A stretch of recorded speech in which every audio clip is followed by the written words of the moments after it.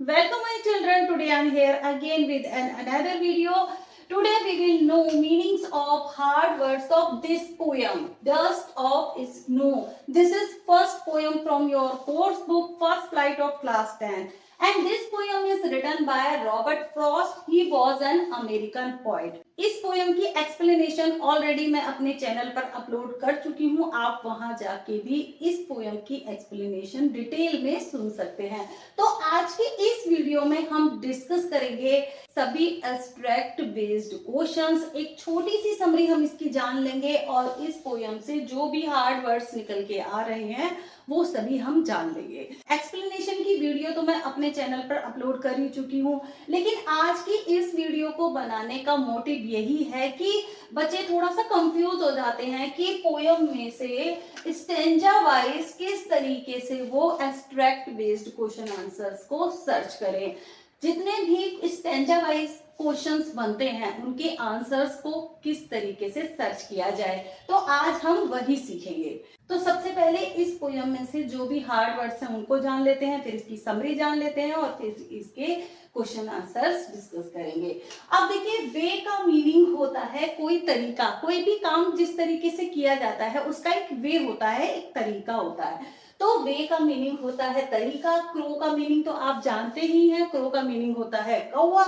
और शूक का मीनिंग होता है हिलाना या हिलाया. शेक की सेकंड फॉर्म है शूक. ठीक है, शेक का मीनिंग भी हिलाना होता है और शूक का सेकंड फॉर्म में पास्ट में यूज किया गया है. यहाँ पे शूक का मीनिंग भी हिलाया या हिलाना. ठीक है, डाउन का मीनिंग आप जानते ही हैं, नीचे. Dust of snow, tiny particles of snow means बर्फ के छोटे छोटे कण. ठीक है. हेमलॉक ट्री, हेमलॉक ट्री का मीनिंग होता है एक पॉइजनस प्लांट, एक जहरीला पौधा, एक जहरीला प्लांट जो काफी बड़ा हो जाता है और इस पर व्हाइट कलर के फ्लावर्स आते हैं और इस पर धतूरे का भी फल लगता है, उसको फली बोला जाता है. तो यहाँ पर हेमलॉक ट्री जो कि एक विषैला पौधा होता है और उस पर धतूरा आता है. ठीक है. हार्ट का मीनिंग होता है दिल. चेंज का मीनिंग होता है बदला या बदलना. मूड का मीनिंग होता है एक मनोस्थिति, मन की दशा. ठीक है. सेव्ड का मीनिंग होता है बचाया. पार्ट का मीनिंग होता है भाग. सम का मीनिंग होता है कुछ. डे का मीनिंग होता है दिन. एंड रूट का मीनिंग होता है हेल्ड इन रिग्रेट, मीन्स पछतावा. तो सबसे पहले इसकी थोड़ी सी समरी समझ लेते हैं. देखिए, एक कौवा या एक क्रो जिस तरीके से आके एक हेमलॉक ट्री पर बैठता है. यहां पर देखिए फर्स्ट स्टैंजा में रॉबर्ट फ्रॉस्ट कहते हैं कि जिस तरीके से एक कौवा या एक क्रो आके हेमलॉक ट्री के ऊपर बैठता है, तो उसके आने से या उसके पेड़ पर बैठने से जो पेड़ पर हलचल होती है तो उससे डस्ट ऑफ स्नो, स्नो के छोटे छोटे कण वो पॉइंट के ऊपर गिर जाते हैं. अब देखिए थोड़ा सा बैकग्राउंड समझ लेते हैं. यहाँ पर देखिए जो हेमलॉक ट्री है ना, वो एक ऐसे इलाके में है जहां पर बर्फ पड़ी हुई है. पेड़ के ऊपर भी डस्ट ऑफ स्नो या पेड़ के ऊपर भी बर्फ जमी हुई है. अब एक क्रो उड़ के आया और वो आके हेमलॉक ट्री पर बैठ गया. अब जैसे ही या जिस तरीके से वो आके ट्री पर बैठा, उसके मूवमेंट से कुछ हलचल हुई और डस्ट ऑफ स्नो झड़ गई. मीन्स स्नो के छोटे छोटे कण नीचे झड़ गए. अब नीचे कौन खड़ा था? नीचे खड़ा था पॉइंट हमारा. अब देखिए सेकंड स्टैंजा में जान लेते हैं. Has given my heart a change of mood and saved some part of a day I had ruled.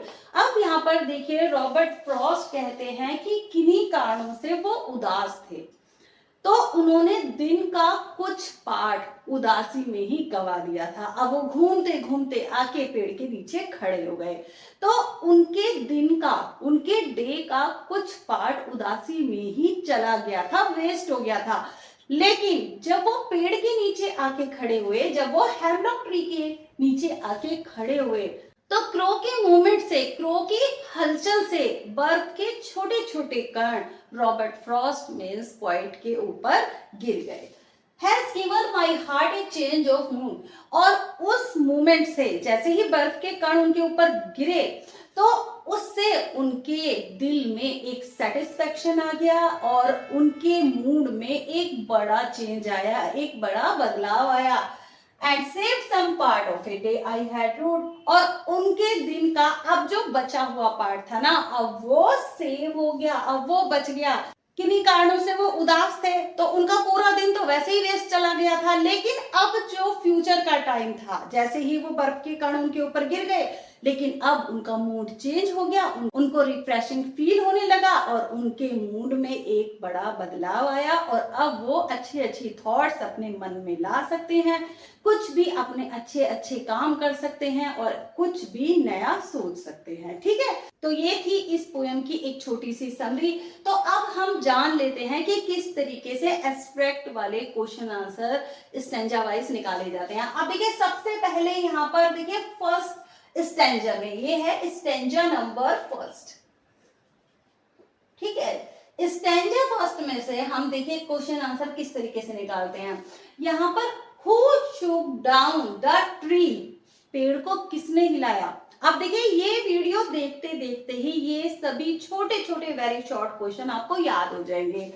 Who shook down the tree, पेड़ को किसने हिलाया, क्रो ने हिलाया। इस क्वेश्चन का आंसर होगा crow shook down the tree।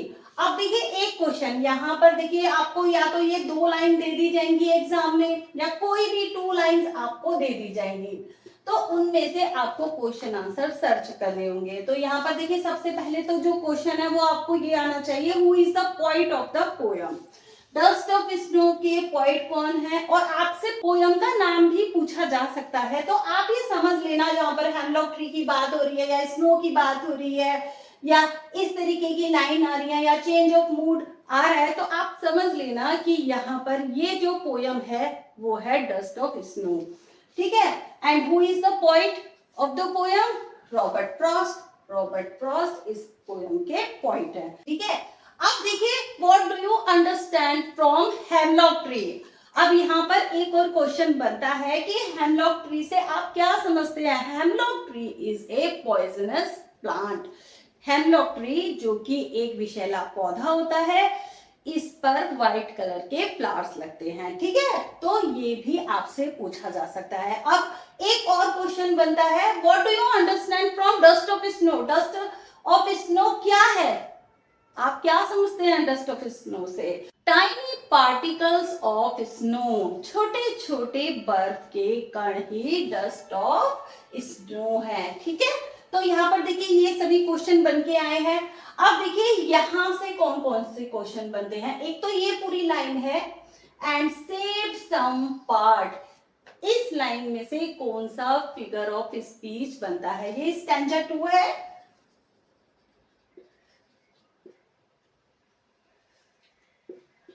अब देखिए स्टैंजा 2 से एक तो ये क्वेश्चन बना कि एंड सेव सम पार्ट, इसमें से कौन सा फिगर ऑफ स्पीच निकल के आता है, तो इसमें से निकल के आता है एलिट्रेशन निकल के आता है। ठीक है, अब यहाँ पर देखिए सेकंड स्टैंजा में से एक क्वेश्चन और निकल के आता है कि पोएट के मूड में इतना बड़ा बदलाव कैसे आया।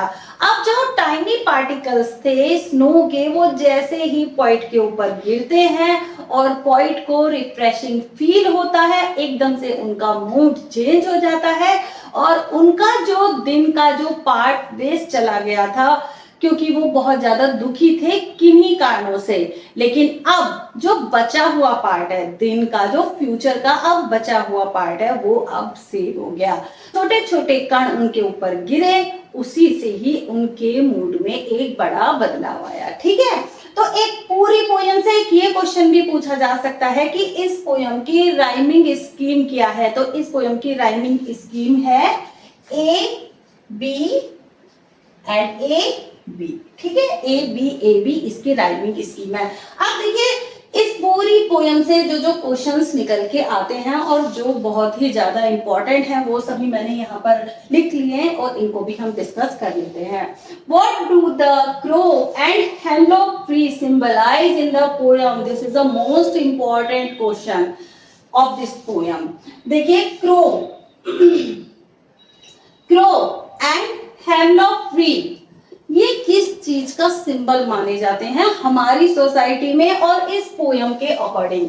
तो यहाँ पर देखिए भगवान ने जितनी भी चीजें बनाई हैं, ये जो क्रो है और जो हेमलॉक ट्री है, ये दोनों चीजें नेचर का ही हिस्सा है। तो भगवान ने जितनी भी चीजें बनाई है ना, वो सभी हमको जॉय देने के लिए बनाई है, हम सभी को आनंदित करने के लिए बनाई है। तो भगवान की बनाई हुई कोई भी चीज बेकार नहीं हो सकती। और ये तो हमारी प्रकृति है, जो क्रो है वो भी नेचर का ही हिस्सा है और जो हेमलॉक ट्री है वो तो नेचर है ही, क्योंकि वो ट्री है। तो भगवान की बनाई हुई कोई भी चीज बेकार नहीं हो सकती। लेकिन हमारे समाज में क्रो को और हेमलॉक ट्री को नेगेटिविटी का सिंबल माना जाता है। क्यों माना जाता है? देखिए, जब क्रो बिना किसी कारणों के आके छत पे बोलने लग जाता है तो इसको एक बहुत ही बुरा लक्षण माना जाता है, एक बैड ओमेन माना जाता है। ठीक है, तो क्रो को इनऑस्पिशियस भी माना जाता है। क्यों? जब वो बिना किसी वजह से छत पर बोलने लगता है या रात में बोलने लगता है या शाम में बोलने लगता है तो लोगों का मानना है कि घर में लड़ाई होती है। और क्रो की जो वॉइस होती है ना, वो भी काफी हार्श होती है, कठोर होती है, कानों में चुभती है। लेकिन कभी कभी क्रो जब सुबह सुबह छत पे बैठे तो इसको एक शुभ लक्षण भी मानते हैं कि घर में कोई आने वाला है। तो यही हम लोगों का मानना है। हम लोग अपने आप ही कुछ ना कुछ ऐसी चीजें नेचर के साथ जोड़ देते हैं कि ये सभी चीजें हमारे लिए बुरी है, लेकिन भगवान की बनाई हुई चीज कोई भी हमें नुकसान नहीं पहुंचाती। तो यहाँ पर इस पोयम के अकॉर्डिंग जो क्रो है वो किस चीज का सिंबल है? अगर हम इस पोयम के अकॉर्डिंग और इस समाज के अकॉर्डिंग हम बात करें तो क्रो किस चीज का सिंबल माना जाता है? नेगेटिविटी का सिंबल माना जाता है, क्योंकि उसकी वॉइस बहुत ज्यादा हार्श होती है, कठोर होती है। तो यहाँ पर क्रो किस चीज को रिप्रेजेंट कर रहा है? नेगेटिविटी को और सैडनेस को। ठीक है, अब यहाँ पर हेमलॉक ट्री भी किस चीज का सिंबल माना गया है? हेमलॉक ट्री को किस चीज का सिंबल माना गया है? हेमलॉक ट्री को भी नेगेटिविटी का सिंबल माना गया है। इसको भी सोरो का या ग्रीफ का, दुख का सिंबल माना गया है। क्यों? क्योंकि ये एक विषैला पौधा होता है, ये बहुत ही जहरीला प्लांट होता है। लेकिन देखिए, इसकी एक पॉजिटिविटी भी है। हर नेचर की हर चीज में एक ना एक पॉजिटिविटी जरूर होती है, चाहे वो कैसी भी हो, कोई भी चीज यूजलेस नहीं होती।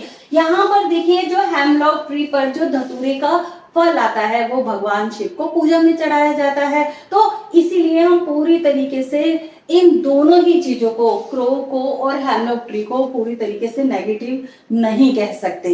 लेकिन अगर इस पोयम के अकॉर्डिंग बात करें तो दोनों ही चीजें नेगेटिविटी को रिप्रेजेंट कर रही हैं और सोरो या सैडनेस को रिप्रेजेंट कर रही हैं।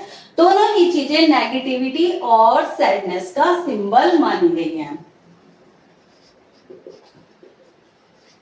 सैडनेस भी आ सकता है इसका, आपको जैसे एमसीक्यू भी पूछा जा सकता है कि दोनों चीजें किस चीज को रिप्रेजेंट कर रही हैं? क्रो एंड हेमलॉक ट्री किस चीज को रिप्रेजेंट कर रही है? नेगेटिविटी का सिंबल मानी जाती है, सैडनेस को रिप्रेजेंट कर रही है और सोरो को रिप्रेजेंट कर रही है। ठीक है, how did the crow change the poets mood?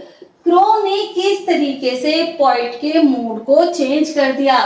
तो क्रो ने ऐसा क्या किया कि पोएट का मूड चेंज हो गया? क्रो जिस तरीके से आके हेमलॉक ट्री पर बैठता है, एक हलचल होती है, एक मूवमेंट होता है, डस्ट ऑफ स्नो के छोटे छोटे कण उनके ऊपर गिर जाते हैं, उनको रिफ्रेशिंग फील होता है और उनके मूड में एक बड़ा बदलाव आता है। तो इस तरीके से क्रो ने पोएट के मूड को चेंज कर दिया। What saved some part of the poet's day? Poet के दिन का कुछ पार्ट किस तरीके से सेव हो गया? अब देखिए, जो पूरा दिन था वो तो उन्होंने उदासी में ही गवा दिया था, लेकिन जैसे ही वो पेड़ के नीचे आके खड़े हुए, डस्ट ऑफ स्नो उनके ऊपर गिरी, उनके मूड में एक बड़ा बदलाव आया, वो रिफ्रेशिंग फील करने लगे।